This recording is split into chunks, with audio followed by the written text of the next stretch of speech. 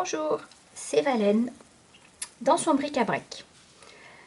Alors toujours à la recherche de solutions pour ranger correctement mes affaires de scrap, j'ai testé la solution d'Anne-Marie, cœur de beurre, pour ranger les découpes.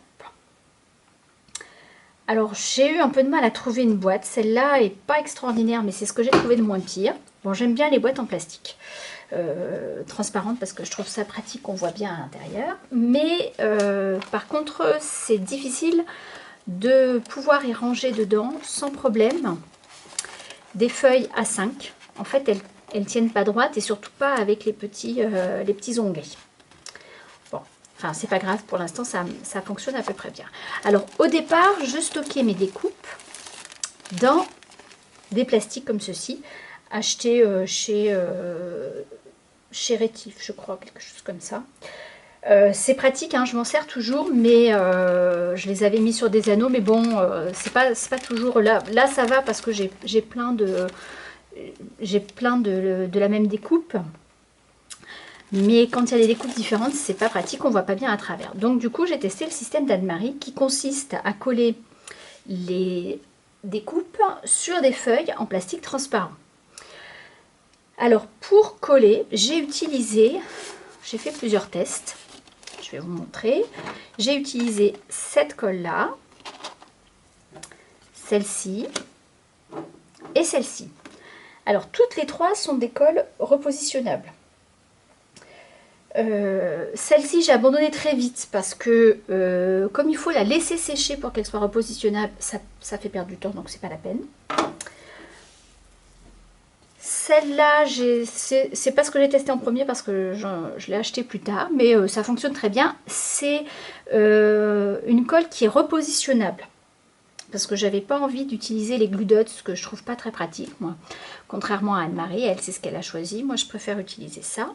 Donc ça, c'est repositionnable et celui-là aussi. Donc les deux marchent très bien.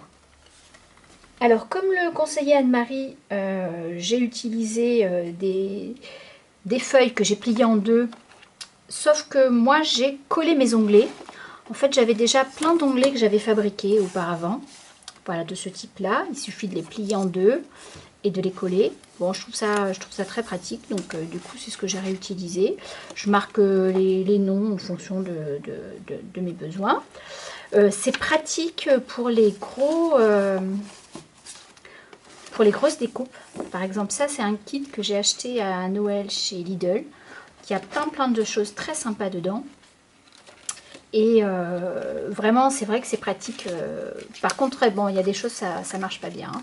Ça, je les ai pas collées parce que c'est vraiment trop gros. Et je vais vous montrer sur des découpes que j'ai faites moi. Voilà, ça, encore des petites choses de Noël. Voilà. Et c'est vrai que là, comme ça, on voit de suite ce qu'on a, c'est trié, il n'y a plus qu'à utiliser. Voilà, j'avais plein de choses que du coup, c'est vraiment très pratique. Alors ça colle un petit peu parce que là, vous voyez, j'ai des choses que j'ai fait un test, je voulais voir si mon ruban se décollait. Bon, il se décolle pas bien, mais c'est pas très grave. Voilà, ça c'est des feuilles de houx, des petites étoiles. Et ici, j'ai quand même gardé mon système, mon ancien système avec des pochettes parce qu'il y a certaines choses pour lesquelles c'est pratique, particulièrement pour les motifs qui sont identiques et qui sont relativement gros. Tout ça, ça prendrait de la place, donc du coup, j'ai gardé comme ça. Voilà, donc je suis assez contente du système. La seule chose que j'aimerais, c'est trouver une boîte qui soit un peu plus adaptée parce que là, en fait, le fond, c'est une vieille boîte à chaussures de mes filles.